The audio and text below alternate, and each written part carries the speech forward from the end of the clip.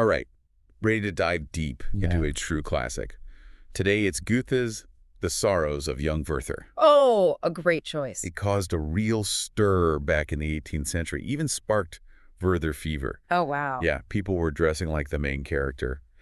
We're going to use these excerpts from a literary analysis by Martin Swales Okay. to understand why this story of, like, unrequited love and intense emotions Right. still has such power centuries later. Yeah. It even, like, made people worry about copycat suicides. Wow, that's intense. Wild. It really shows you how art can capture a moment in time and like Oh. really get under people's skin. Totally. And to really grasp, I think, its impact, we need to understand the world it came from. Absolutely. So 18th century Germany, Right. what was going on? So picture this. A land that's divided, not a unified nation, but all these smaller territories. Oh, interesting. And this political fragmentation really shaped the culture. Okay, I see. And there was this growing emphasis on inwardness and feeling, this movement called Empfindsamkeit. Empfindsamkeit. That sounds a bit different from the Enlightenment, don't you think? Yeah. All that emphasis on reason and intellect sweeping through Europe. You'd think so, but they both actually value the individual's experience. They just kind of came at it from opposite sides. Right. So the Enlightenment's all about the power of reason, Yeah. and Empfindsamkeit's highlighting feeling, emotional honesty. Right. And it's like this tension between those two I see, yeah. that we see playing out inside Werther. So he's torn between head and heart. Exactly. What about religion? Oh, yeah, huge influence. The rise of pietism, Okay. this movement focused on personal faith and Okay. looking inward, Yeah. also fed into this focus on inwardness. It really blurred the lines between public and private. Hmm. Personal feelings, experiences, those became like things worth exploring, Yeah. expressing, and that directly influenced this new literary form, Right. the epistolary novel. Okay, so what exactly is an epistolary novel? Novels told through letters. It's like getting a secret peek into someone's private thoughts, feeling, Right. totally unfiltered, raw. Right. And Werther is a perfect example Yeah. of tapping into that desire for intimacy, authenticity. Which is so funny Yeah. because our source mentions that Goethe himself went to these gatherings where people read their personal letters out loud for entertainment. Wow. It's like, oh, living your life out loud before social media. Yeah, and it shows how much personal expression was valued. Yeah. And Werther takes this even further. Unlike a lot of these novels with multiple points of view, Right. we only hear from Werther. Okay. It makes it feel super claustrophobic, like we're stuck in his head, seeing the world through his increasingly intense eyes. Wow. So was that, like, intentional Yeah. to really pull the reader into Werther's emotional world? It definitely shapes how we experience the story. We're right there with every single thought, feeling, no matter how, like, small or dramatic. Right. And Swales points out how Werther's language reflects this. Yep. As he gets more emotional, his writing breaks down, gets more erratic, mirroring his inner turmoil. So the writing itself Mm-hmm. becomes a window into his mental state. Exactly. I'm starting to see why this book caused such a stir. Can you give me an example of this intense language? Sure. There's this early letter where Werther's describing how overwhelmed he is by nature. Okay. He uses these super long sentences, all these exclamations, vivid images. I see. It's like he's trying to capture the sheer size of his feelings and Yeah. that feeling of being totally absorbed in the experience. Is it just nature he's focused on? Right, Because he falls madly in love with Laude, too. right. Well, Yeah. so maybe it's not just about feeling, but finding someone, Yeah. something to pour all that feeling into. That's a really good point. Right. It's not just the intensity of his feelings, Right. but this search for something pure, unmediated, something that goes beyond the ordinary, gives him a sense of meaning. Yeah. Whether it's nature or Laude, Right. he's yearning for this experience that's completely genuine, true. And that connects back to Empfindsamkeit. Exactly. It's like he's living out those ideals, Yeah.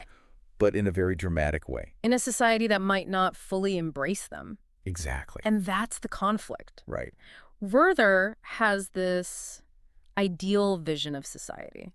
He wants a simpler patriarchal world, like what he reads about in Homer. Right. Remember, he sees everything through art and literature, Right. always looking for reflections of his own desires and anxieties. So he's not just a man of feeling. No. He's also deeply intellectual. Absolutely. But doesn't this yearning for a simpler world suggest a disconnect between him and his own time? Yes. Especially in a society where, like, social standing, courtly manners were so important. Absolutely. And this disconnect becomes even more obvious when he tries to look at court. Oh, right. Yes. He's totally humiliated, rejected by the very society he's trying to fit into. Mm-hmm. It isolates him even more. Yeah. Shows how he just can't conform to the expectations of his time. Right. It's like his very nature clashes with the social order.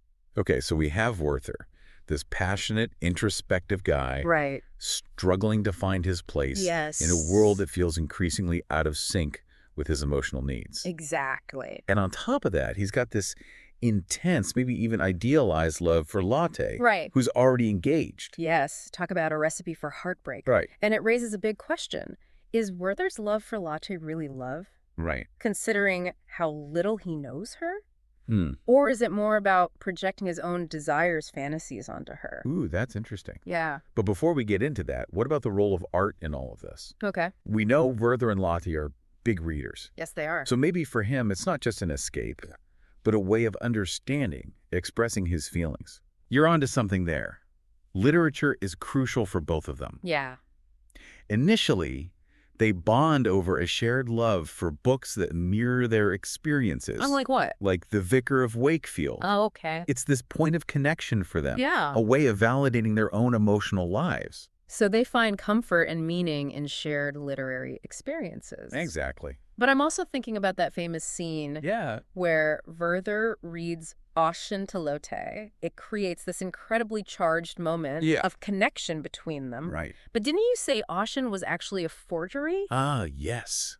A fascinating detail. Right. Everyone thought these poems were ancient Gaelic. Yeah. But it turned out to be a literary hoax. Wow. Created by this Scottish writer named James McPherson. Oh, wow. That's a twist. Yeah. So does that make the scene less powerful, knowing it's based on a lie? It's a great question, and I think it speaks to the complicated relationship between art and truth. Yeah. Even if something isn't true in like a factual way, Right. it can still evoke strong feelings. Right. And connect to universal human experiences. Yes. Yeah. Just think about how we respond to stories. Yeah. We know they're not real, Right. but they can still move us deeply. It's like, even if Romeo and Juliet never existed, Exactly. their story still captures something about love, loss. Exactly. I can't help but wonder, how would Werther have reacted if he knew Ossian was fake? I don't know. Knowing his personality, probably not well. Right. It probably wouldn't have gone over well. Right. But I think this is a good place to pause and reflect on what we've uncovered so far. Absolutely.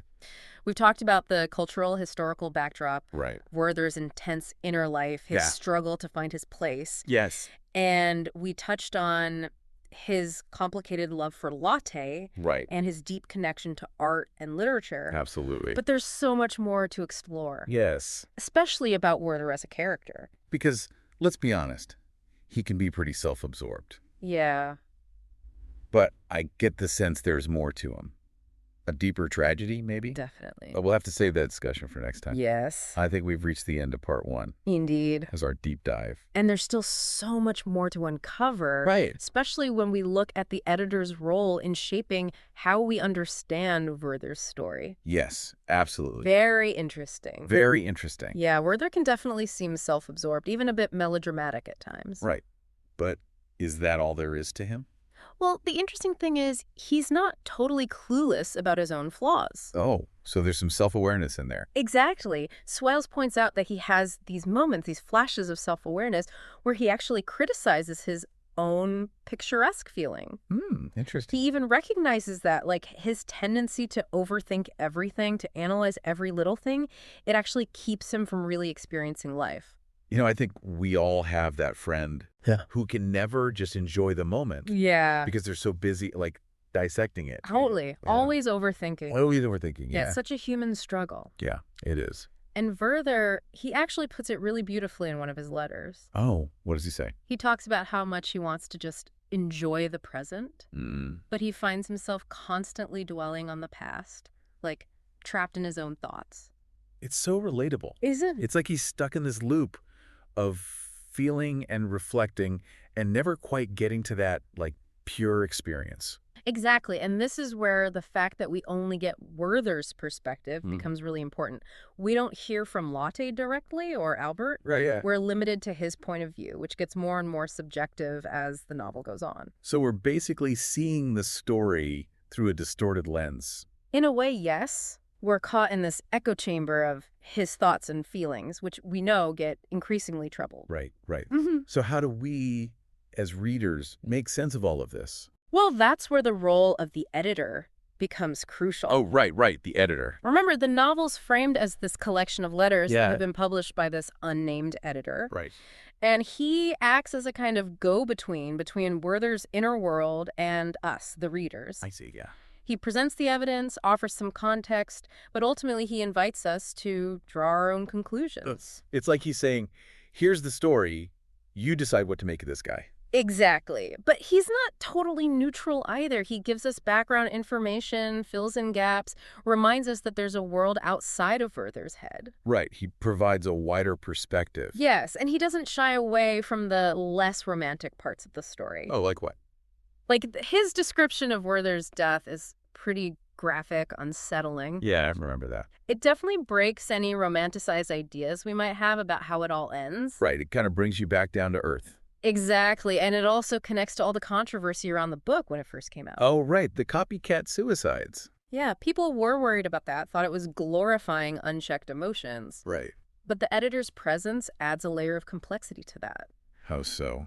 Well, he doesn't offer easy answers or moral judgments. He just presents the evidence and lets the reader grapple with the messy, complicated reality of the situation. That's a really interesting approach. It forces you to think for yourself. Exactly. It doesn't give you a simple interpretation. Right. So we have to confront these difficult questions about love, loss, the choices we make. Precisely. But let's be real, Werther's not the easiest character to, like, it can be so frustrating. Oh, absolutely. But even with all his flaws, there's something relatable about his struggle, this search for meaning, for authenticity, in a world that often feels stifling, unfulfilling. Right, that feeling of not quite fitting in. Exactly.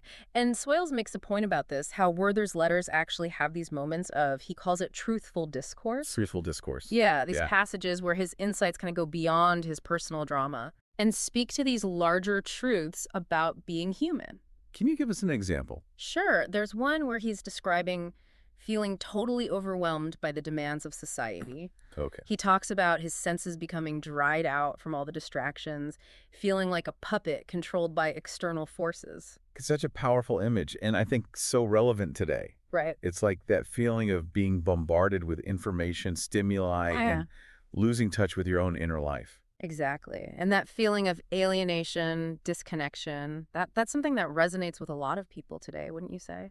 Absolutely. Even though the world has changed so much, right, that underlying anxiety about authenticity, about finding your place in a complex world, it's still so relevant. Absolutely. So even though Werther's a flawed character living in a very specific time and place, his story speaks to something timeless, something universal about what it means to be human. That's a great point. And that's the beauty of great literature, right? It transcends its context and connects with us on a really personal level. It makes you think and feel. Exactly. It makes you confront those big, messy questions about life, love, the search for meaning that we all deal with no matter where or when we live. That's beautifully put. Yeah. But I think it's time we shift gears a bit. Okay. And talk about what happened after Werther's story ended. Right.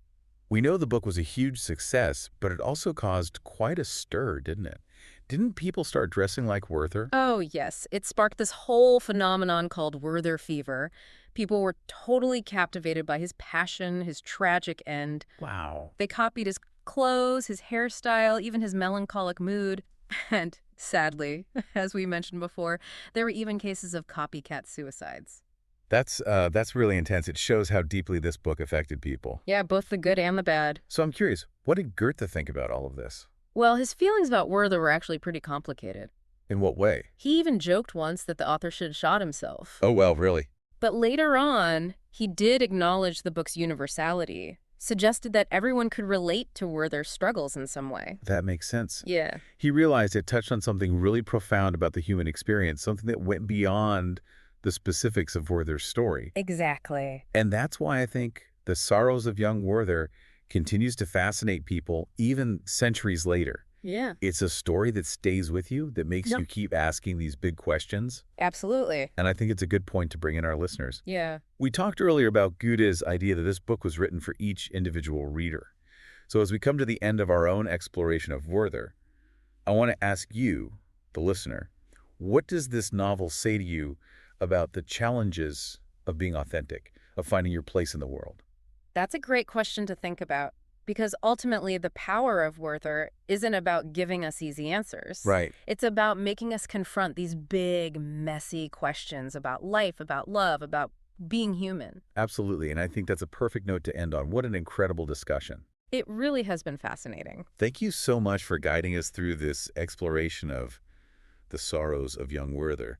I feel like I have a whole new understanding of this book. I'm so glad to hear that. Yeah. And I hope our listeners will be inspired to pick up The Sorrows of Young Werther and explore it for themselves. They might just find a piece of themselves reflected in Werther's story. I think they will. And until our next deep dive, keep exploring, keep questioning, and keep those minds engaged. Happy reading, everyone. Yeah, it really has.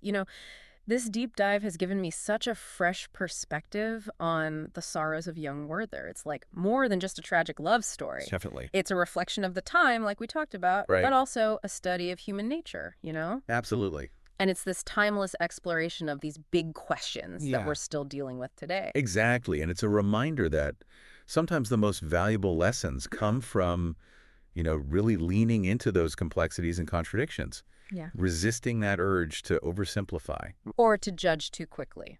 And I think Werther himself, Yeah. as flawed as he can be, kind of embodies that struggle. Absolutely. He's trying to navigate this world Right. that just doesn't quite make sense to him, Yeah. trying to find his own truth and express it authentically. Right. Even if it means going against the grain. Exactly. And I think that's what resonates with people, even centuries later, that yearning to be authentic. Yes. That struggle to make your inner world fit with what society expects of you. Right. That search for meaning when everything feels so chaotic. It's such a universal experience. Yeah, it really is. And that's something I'm definitely taking away from this deep dive. Me too. This renewed appreciation for the power of literature. Yes. To make us think and feel and question things. And to remind us that we're not alone in those struggles, Right. The human heart, with all its messiness, has been wrestling with these same questions for centuries. So well said. Thank you so much for guiding us through this incredible exploration of The Sorrows of Young Werther. It's been my pleasure. I have a feeling I'll be going back to this book Yeah. with a whole new understanding. I hope so. I hope our listeners will be inspired to check it out too, Yeah, Explore it for themselves. They might be surprised by what they find. I think they will. Yeah. And to all our listeners, until our next deep dive, keep exploring, keep questioning, and keep those minds engaged. Happy reading, everyone.